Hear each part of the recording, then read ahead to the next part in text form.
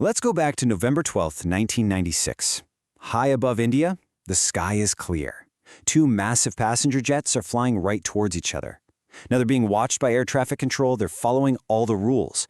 But in just a few minutes, they are going to collide in a massive explosion, marking the single deadliest mid-air crash in the history of aviation. 349. That's how many people were on those two planes. Think about that. Merchants, laborers, families, and crew members, all from different corners of the world, all on their own journeys, about to end in the exact same horrific moment. And this is the question that's so hard to wrap your head around, right? I mean, on any given day, you can have more than 15,000 planes up in the air at once. So how, in all that empty space, with the controller literally watching them, did this happen? Well, the answer is just a chilling chain of what seemed like small errors that all lined up to create an unbelievable disaster. To really figure out what went wrong, first, we've got to meet the two aircraft involved here. Two planes whose separate paths were about to tragically cross. So on one side, you have Kazakhstan Airlines Flight 1907. It's an Ilyushin Il-76, and it's coming down for a landing in Delhi. It was a charter flight carrying merchants from Kazakhstan. And on the other side, you've got this massive Boeing 747, Saudi Arabian Airlines Flight 763. It had just taken off from that same airport in Delhi, and it was packed, mostly with Indian laborers heading to jobs in Saudi Arabia. Two completely different planes on two completely different missions. Now, to get how a collision like this is even possible, you have to understand something really important. The sky is not the big empty space you think it is. It's actually governed by a really strict set of invisible rules, all designed to prevent exactly this kind of thing from happening. The easiest way to think about it is like this. The sky is crisscrossed with airways. They're basically invisible highways. And just like cars on a freeway, planes have to stick to these specific routes. And you have air traffic controllers, who are like the sky's traffic cops, making sure everybody stays in their lane and keeps a safe distance. And one of the most fundamental rules they use is called vertical separation. It's a simple but brilliant idea. Planes flying in one direction, say eastbound, fly at odd-numbered altitudes, like 35,000 feet. Planes going the other way fly at even altitudes, like 36,000 feet. That simple rule automatically creates a safety buffer of at least 1,000 feet of empty air between planes on the same route. So, in theory, these rules should make a head-on collision totally impossible.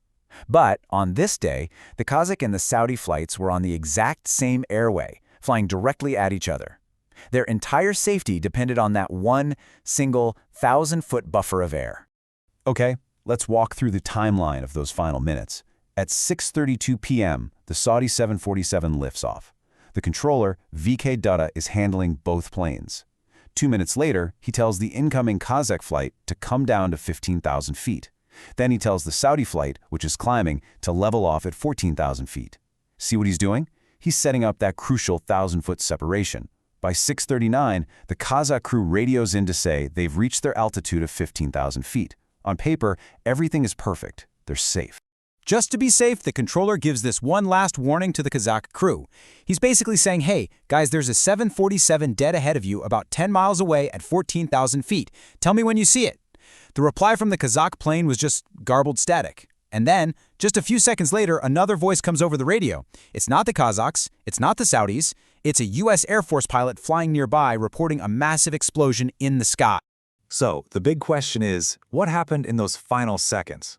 I mean, how did that 1,000-foot safety net just disappear? The investigation would end up uncovering this fatal combination of human error and outdated technology. And here it is, the single catastrophic mistake. The data from the black box flight recorders was crystal clear. When the Kazakh crew said they were at 15,000 feet, they weren't. They were actually still descending. They flew right through their assigned altitude and just kept going down, straight into the path of the Saudi 747 at 14,000 feet. But this wasn't just one pilot's fault. It was a total perfect storm of failures. First off, the Kazakh crew didn't speak English. All the controller's instructions had to go through their radio operator, who would then translate. This caused huge delays and confusion. Then you have the fact that Delhi's radar system at the time was, well, it was primitive. It could show where a plane was, but not its altitude. The controller had no way of knowing they'd blown through their assigned height. He just had to take their word for it. And finally, investigators pointed out that while 1,000 feet was the standard, on a busy route like this, it left zero room for error. A bigger, 2,000-foot buffer would have given them a much better safety net. The loss of all 349 people was a gut-wrenching wake-up call for the entire aviation world. And this disaster, as awful as it was, led directly to huge, sweeping changes that make all of us safer when we fly today. The single most important change was making TCAS mandatory on commercial planes. Think of TCAS as a final line of defense right in the cockpit. The system actually talks to other planes nearby, and if it senses a collision is about to happen, it screams instructions at the pilots, telling one to climb, climb, and the other to descend, descend. It completely overrides human error. A system like TCAS would have almost certainly prevented this crash. And there were other huge reforms, too. That whole language barrier problem, it was fixed by making English the mandatory universal language for international pilots. No more translators, no more confusion. And airports all over the world, including Delhi, had to upgrade to what's called secondary surveillance radar, the kind that shows the controller not just where a plane is, but its exact altitude in real time. You know, the Charkhi-Dadri collision is such a stark reminder that our safety systems are often written in the blood of past tragedies. It really puts that constant struggle between human fallibility and our technological safeguards into sharp focus.